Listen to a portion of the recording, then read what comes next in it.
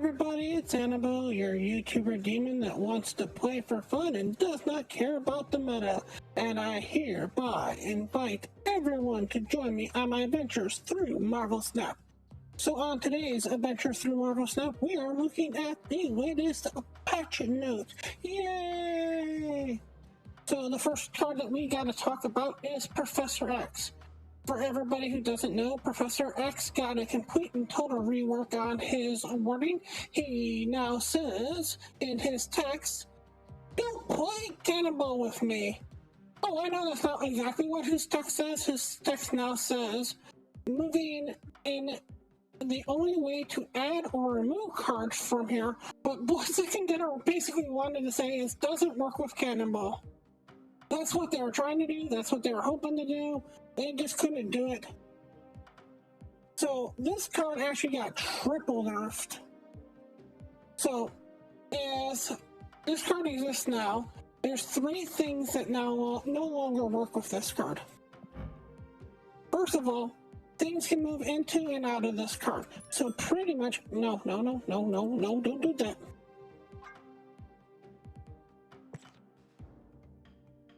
Any of these cards that pretty much say the word move on them now have the ability to basically mess with this. So any of these cards. So basically stuff like the Nightcrawler messes with it now. Even Grandmaster can put stuff into it. Doctor Strange. All these cards, so it's not just Jeff that can now go in there. Anything basically can go in there. Also, things can be knocked in there. Also.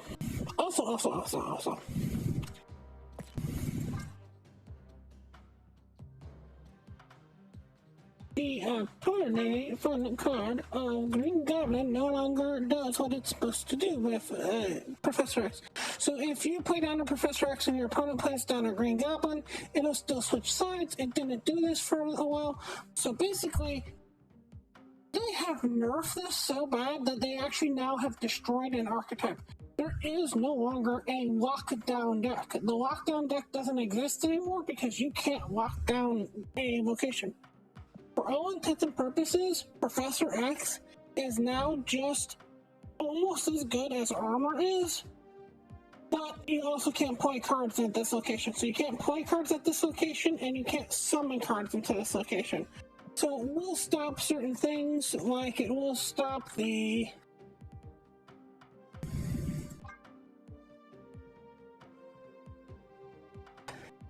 Where are you?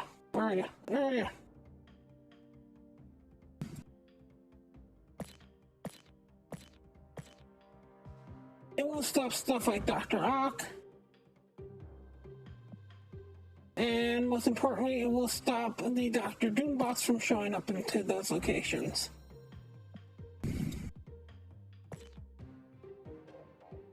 So, there are certain things that still won't work in there, but for the most part, it killed Professor X.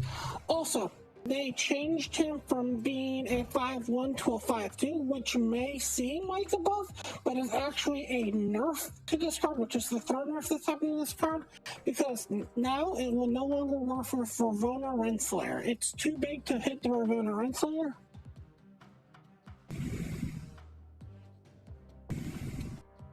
So it now no longer will work with that card. Let me get up Ravonna real quick. Go and just double check and make sure that's true.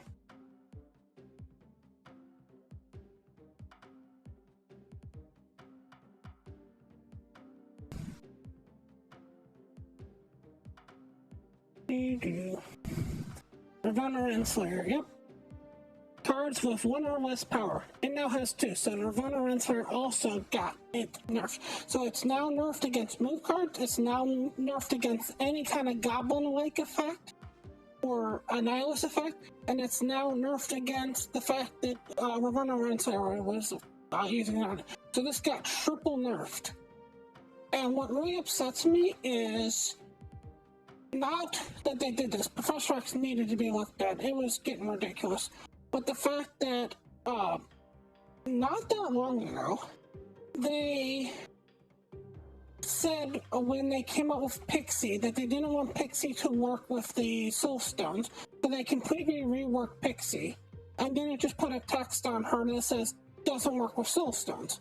But for Professor X, they basically have now reworked him, so he basically doesn't work with Move. And basically the reason that they came out with this was just basically for Cannonball himself. The text might as well say doesn't work with Cannonball. That's the reason they did this. Because the whole idea was you played Professor X, maybe with Ravonna Renslayer on Thor, you got it down quickly.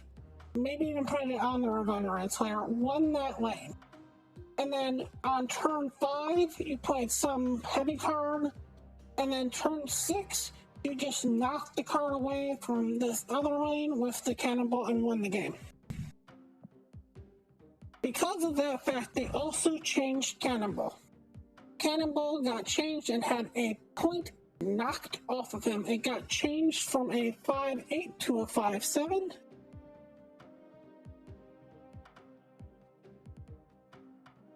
Other than that, not much changed about him, just that little bit of knockoff. I think it was unnecessary with the change Professor X, especially because we're going to look at one of the buffs real quick, and that buff is Stegron.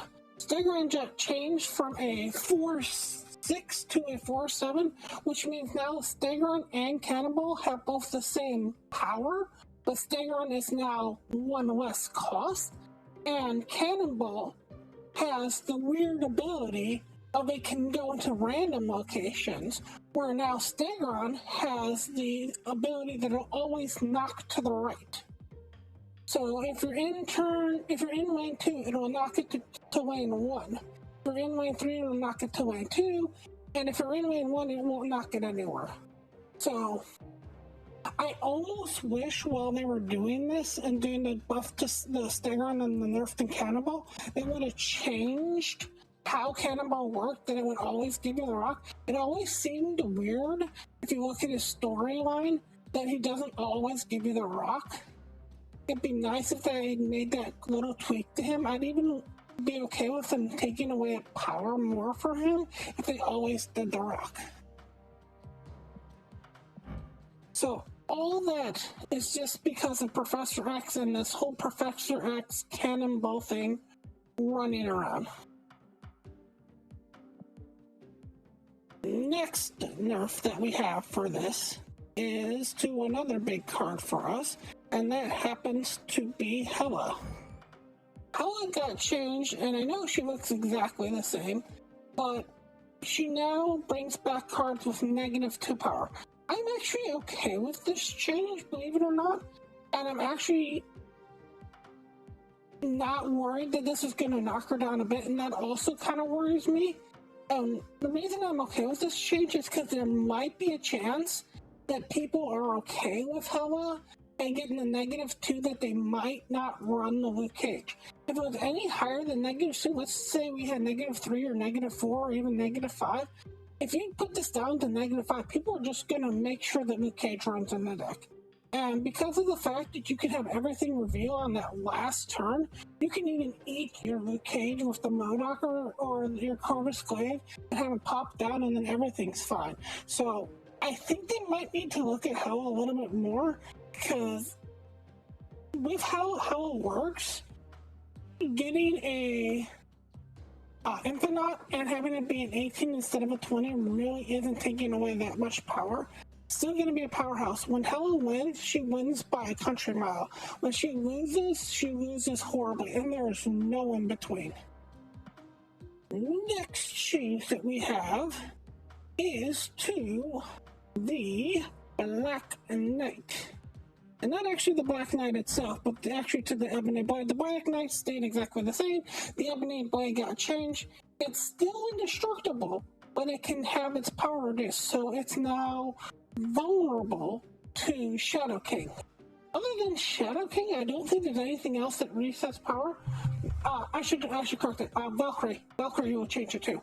So maybe in the future they'll have more power changing cards that come out, but it's interesting. So now maybe you have to run again Luke Cage with the ebony blade in order to make this happen.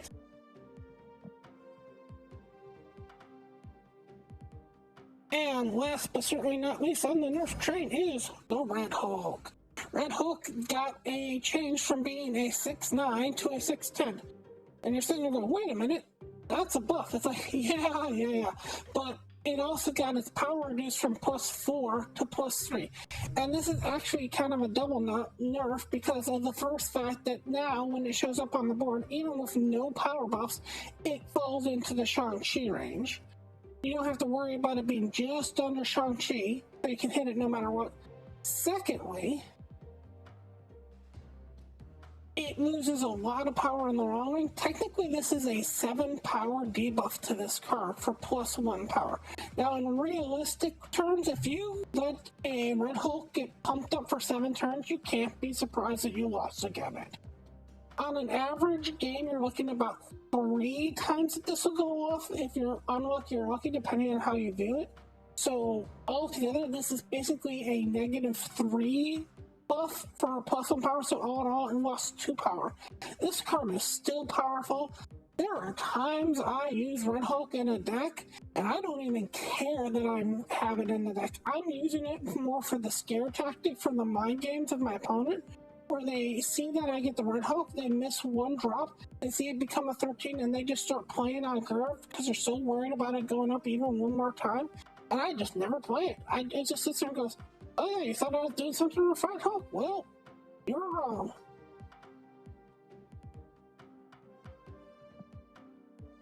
Alright, so those are the nerfs. We already talked about one of the buffs, which was Stegron. Stegron got a little bit of a teeny tiny buff. On the other hand of teeny tiny buffs, we have Captain America. Captain America went from a 3-3 to, from a 3-2 to a 3-3. I should misspeak. Kinda still worried about Captain America. And the only reason I'm kinda worried about him happens to be because of the fact of US Agent. It's still hard for me to think of playing Captain America over US Agent in any situation. And that's kind of sad that works like that. I almost wish Captain America would be the opposite of US Agent, honestly, where it had ongoing 4, 5, and 6 cards have +4 power here. It's so sad how many original Marvel characters have a card in the game that basically blows them out of the water. Like Captain America has US Agent, and the Hulk has Red Hulk, and Black Widow has White Widow. It's just something that they need to look at a point. On the bigger buff side, we had a Shanna, the She-Devil, go from being a 3-2 to being a 3-4. It shows something when you give +2 power to a card, and it still doesn't seem like it's reasonable or playable. The biggest problem with Shanna is the randomness of the cards. There's a part of me that almost wishes that when you summoned her, she'd summon 3 1/2 Raptors to the board. Or if you really wanted her to see better play, that they changed it from add to play. If they changed the word add to play, this card completely changes. It'd be the second card that had the word play in it, and that'd be huge for Mockingbird. That'd be huge for the Yeti.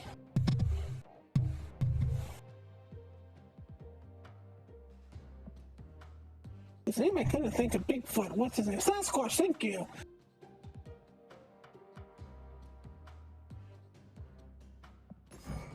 And the other card that got a huge buff is Gilgamesh. Gilgamesh got a change.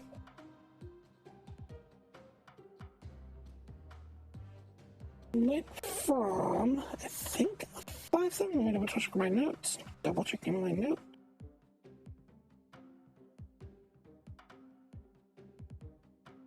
Gilgamesh from a 5-7 to a 5-9.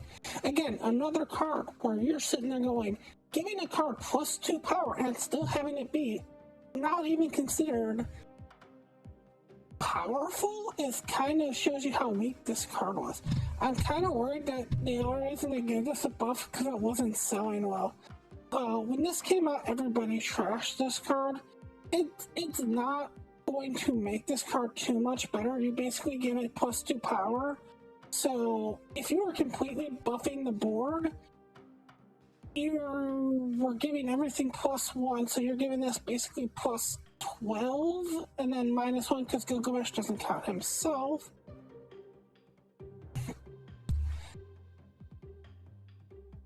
So you're looking at +11. When you have a 20 card power on a spike, I don't think the difference between 20 and 18 was that big of a deal.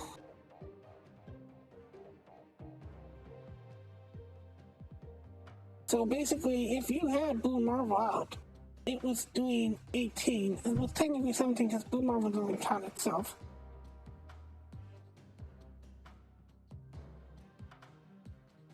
And that's the problem. They want to make this zoo deck, scroll deck, swarm deck work, and they still can't quite figure it out. I'm not sure these 2 powers are what's going to actually change it, though. So, other than Professor X and maybe Cannonball, not much change. Hella, if you're running it, you might start thinking about being Luke Cage. Black Knight, if you're running it, you might start thinking about Luke Cage also.